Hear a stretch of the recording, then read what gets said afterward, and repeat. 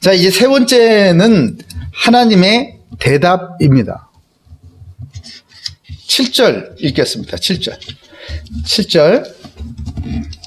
자, 같이 읽습니다. 시작. 마침 구름이 와서 그들을 덮으며 구름 속에서 소리가 나되 이는 내 사랑하는 아들이니 너희는 그의 말을 들으라 하는지라. 아멘. 이상하지 않아요, 여러분? 이상하지 않아? 네? 예수님이 바로 앞에 계시는데 하나님이 직접 이 제자들한테 말씀을 하시네? 이상하지 않아요? 나는 너무 이상했어. 아니, 왜 예수님을 보내셨는데 예수님을 건너서 하나님께서 직접 제자들한테 말씀을 하실까? 제가 하나님의 심정을 한번 생각을 해요. 하나님의 심정이 어떠셨길래? 급하셨던 거예요. 급하셨던 거. 그래? 급하셨다는 게요, 막 답답하셨던 거예요. 속이 터지는 거지. 예? 베드로의 대답을 들으신 예수님의 심정은 어땠을까요? 예? 예수님의 심정. 베드로가 또 그런 얘기. 엿새 전에 엉뚱한 소리 해가지고 사탄아 물러가라 이거 야단 맞았죠. 근데 오늘 또 그런 거야. 이 랍비어 이러면서. 예? 급하니까 저한테 목사님 이렇게 하는 거래. 형 이렇게 선배님 뭐 이렇게 나오면서 급하니까.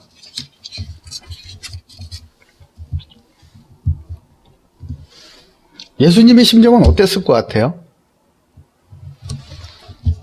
아들 예수님이 혹시 하나님 아버지께 이렇게 말하고 싶은 심정은 아니었을까요?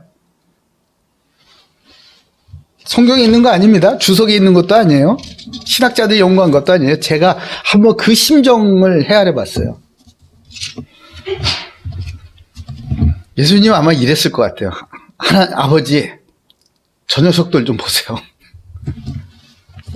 아무리 가르치고 아무리 표적을 보이고 아무리 문제를 해결을 해줘도요, 하나님 계획에는 전혀 관심도 없어요. 저의 이 고생이 하나님 아버지께서 저를 보내셔서 내가 왔지만은 저의 이 고생하는 게 도대체 무슨 소용이 있겠습니까?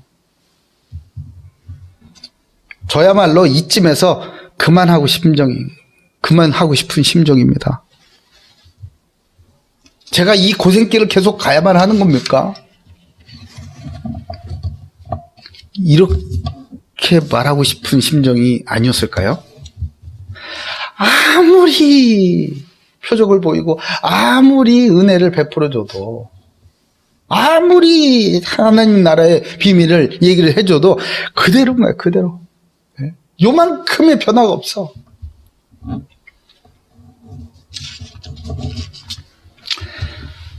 그래서였을까요? 하나님께서 갑자기 직접 얘기하기 시작을 하시는 거다. 네? 얼마나 급하셨을까요? 어떻게 말씀하셨나요? 어떻게? 구름이 갑자기 그들을 둘러서기 시작했습니다. 그 영광스러운 것들 다 가려버리고 빽빽한 구름이 둘러쌌어요. 이 구름은 하나님께서 나타나실 때, 하나님께서 이 현현하신다고, 대오판이 현현하실 때에 아주 상징적으로 등장하는 도구죠. 구름. 왜 구름을 이렇게 동원하실까? 직접 하나님의 영광을 대면하지 못하게 하려고. 죄인이 거룩하신 하나님을 직접 보게 되면 어떻게 되죠? 즉사하는 거예요. 즉사. 네? 구원의 기회고 여망도 없는 거예요. 하나님의 죄인이 죄가 해결되지 않은 상태에서 하나님을 직접 본다고? 즉사예요. 그거는 끝나는 거라고. 이 베드로와 이 세 제자들의 상태가 어떻습니까? 예수 믿고 예수를 구주로 영접하고 그리스도로 믿고 온전히 거듭났습니까? 아니잖아요. 그렇죠? 랍비어 이렇게 하고 있는 녀석들인데. 죄송합니다. 녀석이라고 해서. 예? 답답하니까.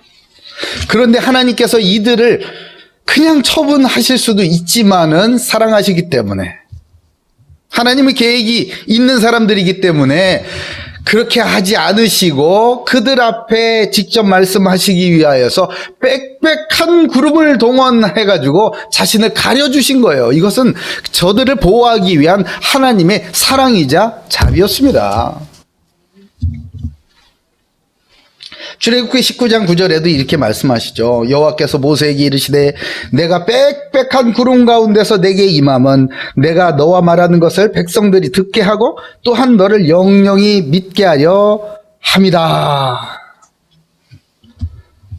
구름을 동원해서 하나님께서 이 세 제자들에게 직접 나타나신 건요, 아직 구원받지 못한 이 죄인들을 보전하시고 하나님의 말씀을 듣게 하기 위한 하나님의 조치였어요. 이제 뭐라고 말씀하십니까? 이는 내 사랑하는 아들이다. 이 말씀하시잖아요. 다른 얘기 안 하세요. 똑같은 얘기 하세요. 똑같은 얘기. 예수님도 그 얘기 하셨거든요. 근데 하나님께서 동일한 얘기를 또 하십니다. 이는 내 사랑하는 아들이다. 예수님의 전체성을 직접 밝혀주시면서 제자들에게 확신을 주시는 거예요.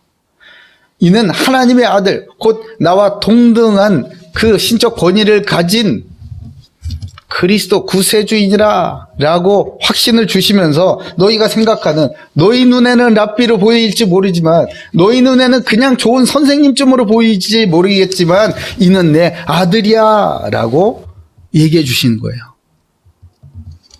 놀라운 장면이 아닐 수 없습니다. 우리 마가복음 1장에 보면 1장 11절에 예수님께서 세례를 받을 때 하늘로부터 소리가 납니다. 너는 내 사랑하는 아들이라 내가 너를 기뻐하노라 하시니라. 이렇게 기록이 돼 있어요.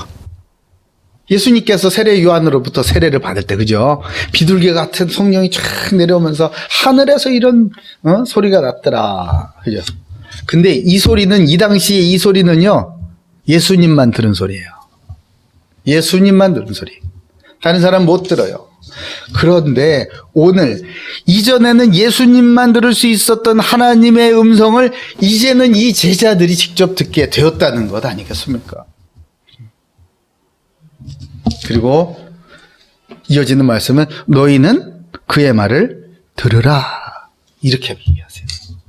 너희 생각에는 그 구약에 있는 율법의 대명사인 모세의 말을 들어야 될 것 같고, 구약의 예언의 대명사인 그 엘리야의 말을 들어야 될 것 같지만은 그게 아니란다. 이 구약의 모세나 엘리야나 율법이나 예언이나 모두 저 예수, 내 아들 예수를 가리키고 있는 것이야. 너희는 오직 예수의 말만 들으면 된다라는 것을 말씀하고 있는 것입니다. 왜 그럴까요? 예수님께서 말씀하셨어요. 요한복음 14장 6절에 예수께서 이르시되 내가 곧 길이요 진리요 생명이니 나로 말미암지 않은 것은 아버지께로 올 자가 없느니라. 아멘. 그러니까 우리가 바라봐야 될 것은요, 하나님을 바라봐야 하지만 우리 앞에 두신 그 예수 그리스도를 바라봐야 하는 것이에요. 예수 그리스도를 바라보지 않는 상태에서 하나님을 바라본다, 그런 건 없습니다. 바라볼 수도 없고 볼 수도 없어요. 만날 수도 없고. 왜요? 오직 그리스도로만 우리는 하나님을 만날 수 있기 때문에 그렇습니다. 그러니까 하나님의 일을 생각한다, 그것은요 바로 그리스도를 생각하는 거예요. 내 일을 통해서 내가 지금 하는 일, 오늘의 일과들을 통해서 어떻게 예수님이 나의 그리스도이심을 내가 오늘 또 확신을 할까? 내가 오늘 또 어떻게 이 증거를 할 수가 있을까? 이걸 생각하는 게 바로 하나님의 일을 생각하는 것입니다. 다른 말로 오직 예수를 생각하는 것이죠. 하나님께서 이런 영적 침체와 영적 성장의 정체에 빠진 제자들에게 말씀하시면서 율법도 예언도 아닌 오직 예수님의 말씀에 순종해야